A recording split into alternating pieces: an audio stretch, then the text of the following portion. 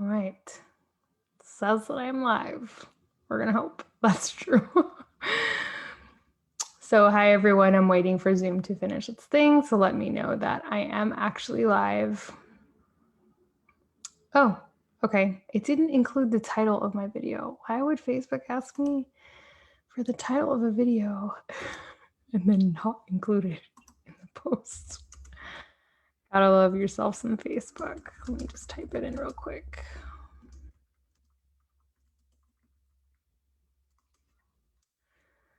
All right. So I said, hi, Kari. I said I was going to do this live video a little bit later, but as it turns out, my son went to bed earlier. So this gives me an opportunity to get live with you guys. And the reason that I wanted to even do this Zoom to Facebook thing, which is probably really confusing, is because I want to show you some images of what I'm talking about. The images might not make a lot of sense.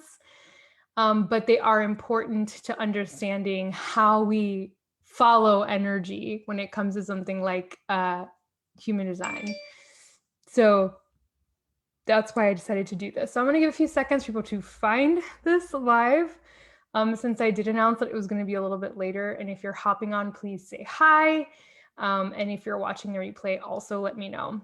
Now, if you're watching this and you are a parent, and you are wanting to improve the relationship to your child, drop me an emoji in the comments.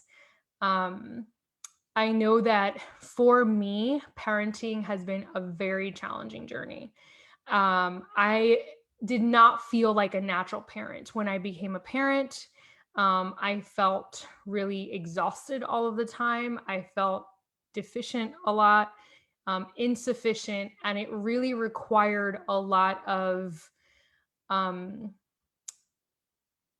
allowing myself to understand the deeper truths of who I am as a being on this planet, that my children choose me. They chose me for the person that I am. And so that meant that there was something in that choosing that was important to them for something in their reality, right? So as long as I continue with the intention of improving who I am in the world and in relationship to my children, then that will be to the benefit of both of us. Okay. So again, if you're a parent and you're hopping on and you're like, yes, I need this wisdom, drop me an emoji in the comments. And if you're watching the replay, please do so also. Okay. So the first thing I want to say is that what I'm going to talk about right now is very, very simplistic. It's one component of my son's chart and of my chart that helped me understand our relationship and where I needed to improve. Okay. There's a lot of different areas that affect a person's chart, disposition, energy, the way that they are.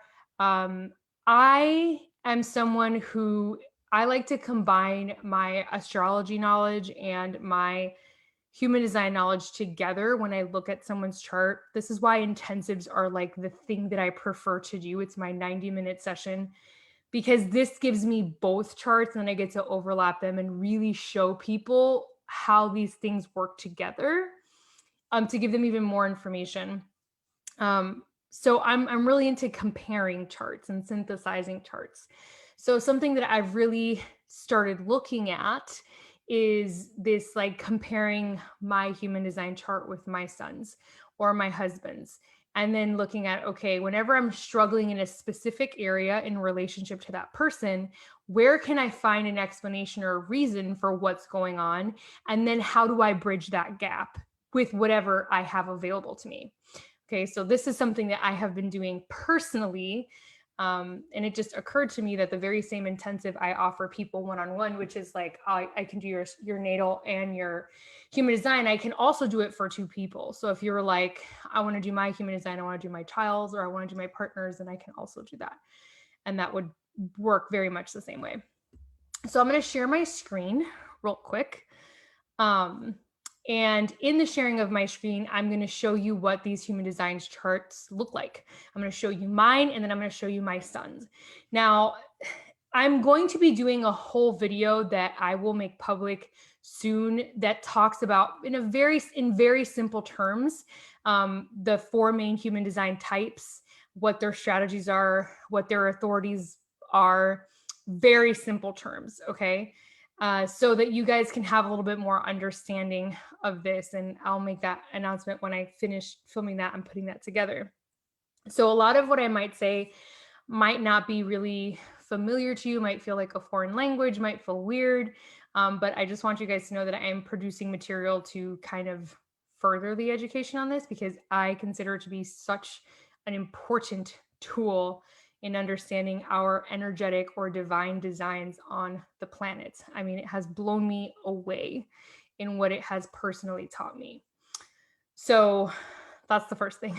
Second thing is, if after you watch this, you're like, I want help, I need someone to sit with me and actually look at what am I looking at, and tell me where I am or where my kid is or whatever, then you can always contact me. My website is my name, shakti.com. It's under Sovereign Coaching. So it's a form of coaching which involves charting and then coaching as well combined. Okay. So let's talk a little bit about what is going on. So in regards to types, I happen to be a type called projector, which is, it's 20% of the population on the planet.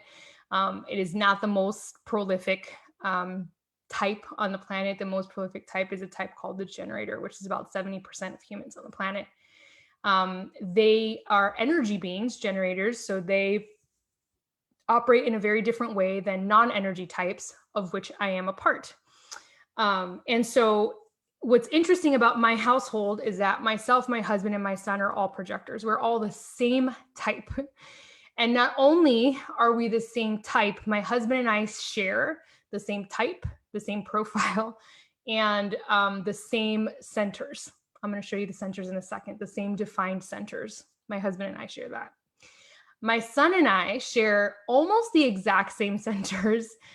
He has a different authority, he has a different profile, and he has something called an emotional definition, which I don't have, and neither does my husband. This plays into the story that I'm about to tell you guys. But we are all very similar in human design terms and charts. And that's a fascinating thing for me to see, that our entire household is full of this type of design that is actually not super common. That's a pretty rare thing to find in a household. So I'm going to go ahead and share my screen, and we're going to look at these charts, and we're going to talk about what happened to us yesterday. Okay. So where are my charts? I guess I'll screen share there. Okay, so I have my Facebook page up also because I'm looking at comments. So I won't be looking at comments for a second, but I'll pull it up when I'm done. So right here you have, this is my chart on the left, and this is my son's chart on the right. And so you can see these are what I call centers, and when they're white, they're open, and when they're colored in, they're defined. That's all you really need to know. So you can see on my chart, I have these three defined. My son has the same three defined, but then he also has this definition right here, which is an emotional, the emotional center. I have it open. He has it defined. Okay. On top of that, in human design, I have something that's called a splenic authority. I have a defined spleen. I have a splenic authority. My son is an emotional authority. Okay. So why is this important, and why does this matter? Well, the authority, when you're talking about human design, is really about how you make decisions in the world. And this is key to understand, because inner authority is what I call your strategy to win at life. Whatever you are looking to attain, achieve, have in your life, the way that you get that is by understanding how you make decisions. What is your inner authority, and what is your strategy for surviving reality and maximizing your experience of reality?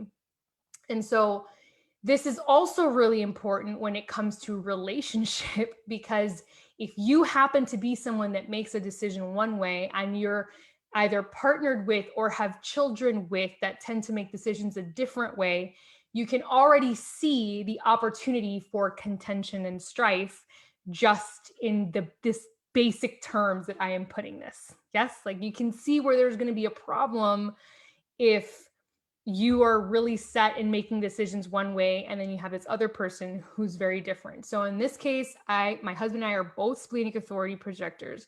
So we are very instinctual. Our intuition is very strong. We make very instinctual in the moment decisions. We are also both very open in the emotional center. So we're extremely undefined. That doesn't mean anything to you guys right now, but it will in the future. And hopefully if you get your charts done, it will make even more sense. My son, however, is an emotional projector. So his decisions have to come after he feels his feelings. Okay. Whereas my husband and I can receive something, be presented with something, and just know and go and make a decision based on like a gut instinct. My son isn't like that. My son needs time. He needs time to feel all of his feelings and work through them. And then he can come to this place of understanding at the end of that. Sometimes that can take him 5 minutes. Sometimes it can take him a day. Sometimes it can take him 20 minutes. There's no timestamp for how long it takes someone with that emotional definition to process. It's just that they are not designed to make decisions in the moment, because if they're making a decision either at the peak or at the valley of their emotional experience, it's not the right decision for them. It's going to come with a lot of lack of clarity.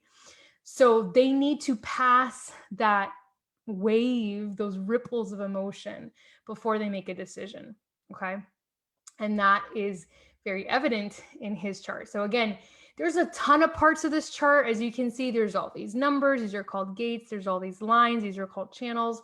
There's planets. There's symbol. There's a lot going on. So all I'm talking about is a very simple difference in mine and my son's chart, where I am ruled by a certain type of decision making, and my son is ruled by a very different type of decision making. Now I'm going to stop sharing this so I can see your faces again. And let's talk about what that means. Okay.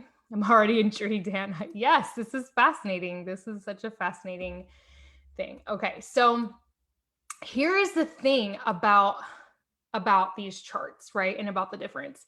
Yesterday, my son, we were looking for a Buccaneers shirt to buy him.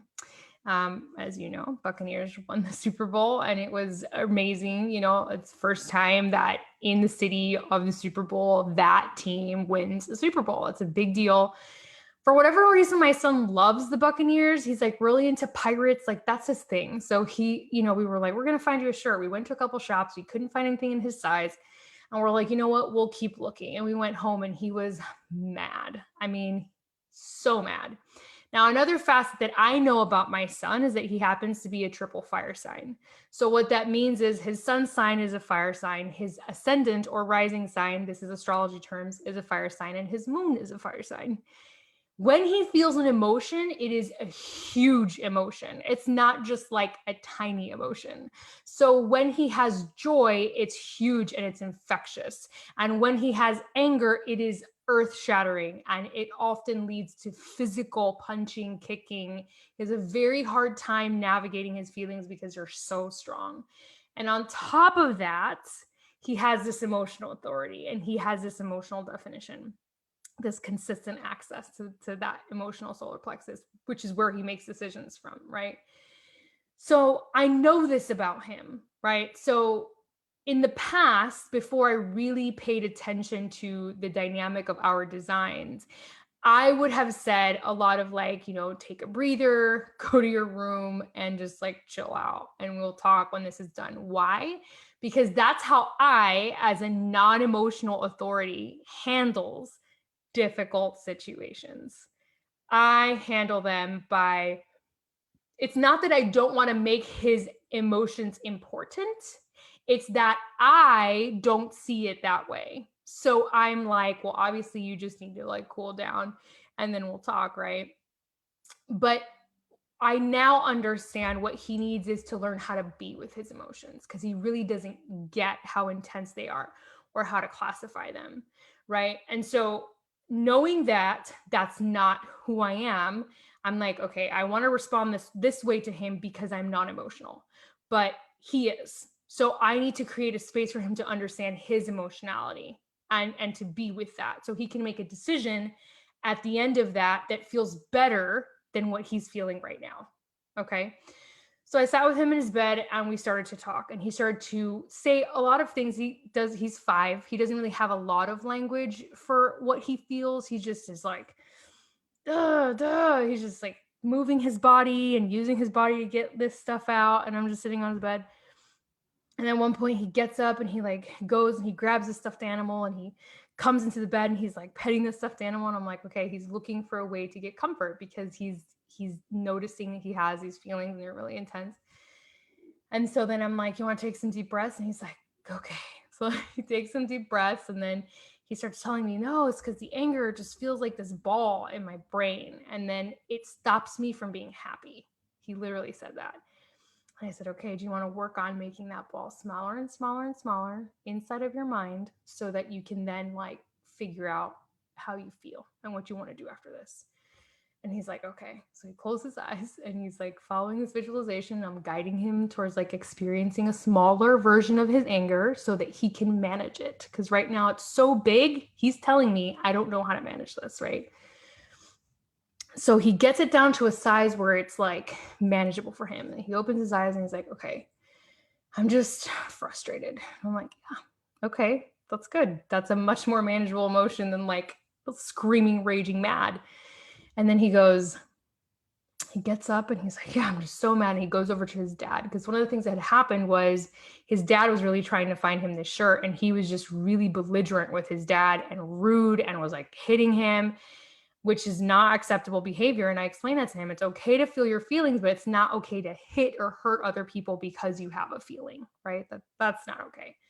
So he, on his own accord, after he was able to like speak out his anger and do something, kinesthetic, that he would touch something with his anger and reshape it, resize it, get it to a size where he could process it, and then really understand what he was actually going on inside of him. He got up from his bed, walked over to his dad and apologized to his dad for his behavior. And he said to him, I'm sorry. I was just so mad. It was a really big feeling and I'm really sensitive. He said those words to his dad. I have never called him a sensitive child. I have never put those words in his mouth. I've never said any of that.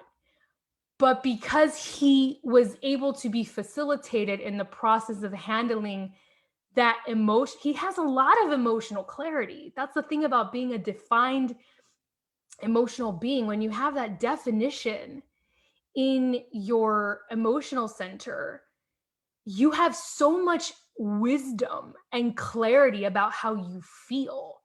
But if we as parents don't let them have that processing moment, they can't access their own wisdom. Of course, once they get older, they're going to be able to do that on their own. They're going to be able to be like, okay, I need to just process this, make it manageable, and then I'll have clarity on how I want to proceed.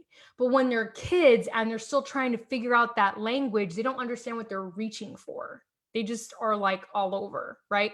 And I'm not here to be like, I'm the best parent. I know how to facilitate my kid. For years, I didn't. I struggled because I wasn't paying attention to this knowledge that I already had in my back pocket.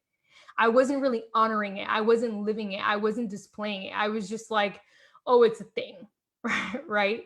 But because of this pregnancy where I've had to really slow down and look at, how am I not honoring my design and how am I not honoring my design in my relationship to other people? I've learned so much about the value of trusting this kind of wisdom. And ironically, human design was actually channeled to be used for children. Like it was actually supposed to be specifically for parents to help the next generation not have the trauma and not need to recover the way that our current generation has had to do that, which has been really hard for anybody who's like 30 and above to get by, and even younger than that. I feel like we're all just so programmed. So I share this story because what gave me the awareness of how to hold space for him was my knowledge of his design and what he needed to get to. What he needed to get to was clarity. That's what he needed to get to. And so my job as his parent was to just facilitate his clarity, not get into his emotions, not try to like baby him, or like hold his hand through all of his feelings. He's a capable being, and my son's very powerful. He's very strong. He doesn't actually need that, and he doesn't want that. But what he does need is help. He needs facilitation. He needs guidance. And so I have learned to be that for him and to parent him specific to his design, right? And my next child will be different, and they will have a different design and a different set of needs. But knowing how to parent your kid, that one kid, is really freaking valuable. And also in relationship, there are things about my husband's chart and my chart, as similar as we are, and we really are so similar, it's kind of scary. Not as people and personality, but as design. This is why we work so well together, and there's this like instant recognition when we got together. But it's helpful to know the things that I might not understand about him or get frustrated with or lose my mind over. These are things that are in his design that maybe I don't understand, or I'm deficient in, or I'm not defined in, or he is, and so this gives you like a whole other realm of knowledge to navigate relationship that I think is so important.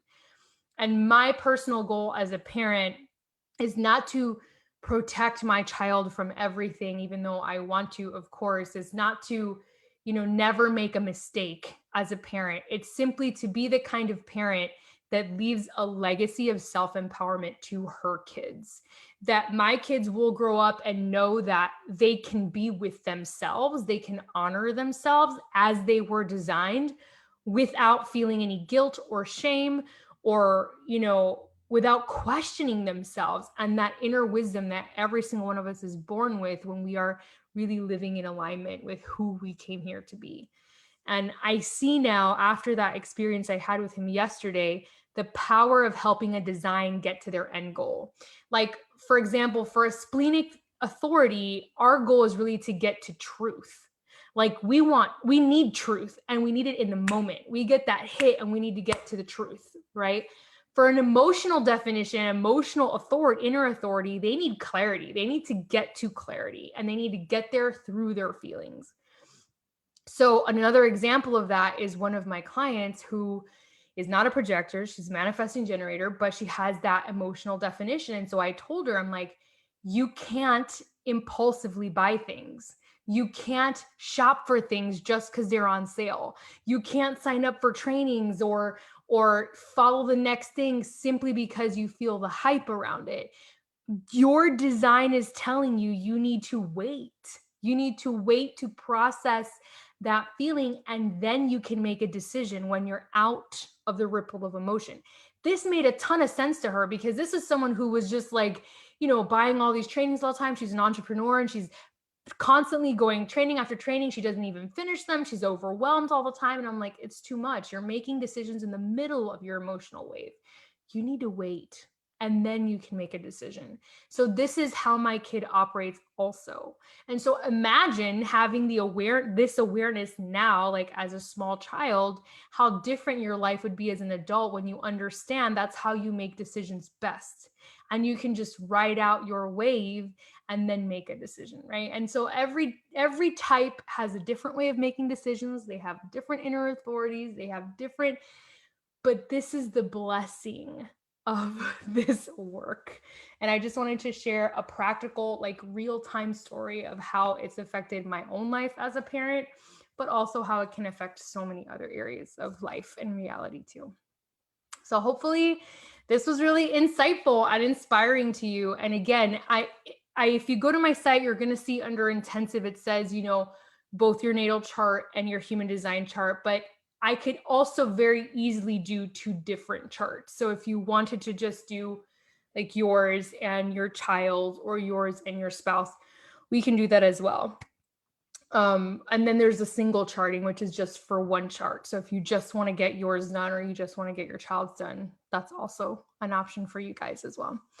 But I think this wisdom is worth accessing, just because I know I'm not the only parent that struggles, and you wish you could understand, like, what is my child thinking, or why does my child behave that way, or why do they make decisions that way? And there's a reason for why. And it's up to us to just gather whatever knowledge we can so that we can better equip ourselves, but also them.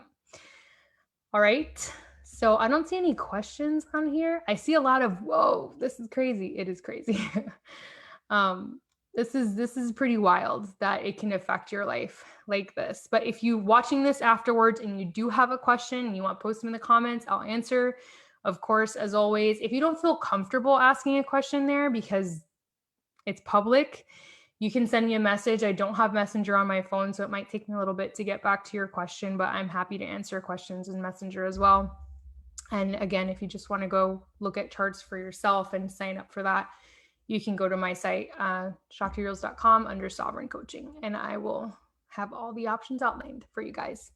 As for that human design training video, I will let you guys know when that's coming out. Of course, there's going to be a whole separate page on my site, which is just for like mini trainings and also like a kind of an overview video that you guys can access as well.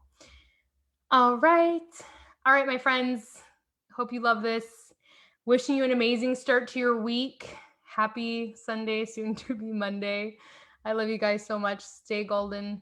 Bye.